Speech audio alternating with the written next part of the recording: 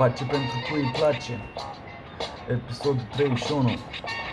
Am adunat multă frustrare și încep să turi brogata. Examenele încep, sesiune audio, reguli și restricții, doar așa de umplutură, ca să nu mai dea din gură cea mai de jos pătură. Când fumezi și mănânci, nu se mai au virusii și aparent după 11 bat mai tare covizii. Când e foame te își fură unul altul ia felia și ne face mai mult rău. Noi singuri ca pandemia combatem virusul cu amenzi când populația n-are munci. Protestezi de foame atunci, bătai o să mănânci, dar proștii știu doar de frică. Ne-a plăcut de ceaușică, că pe vremea lui Cică era mai bine la o adică. Eu le zic pe față când unii poartă mască. Educația lipsește din cultura românească. Cât vorbește proful, unul cască. În caz că nu s-au prins toți, că nu cursurile în cască. Covid m-a învățat că e mai important să îmi păzesc viața până la urmă decât să o trăiesc.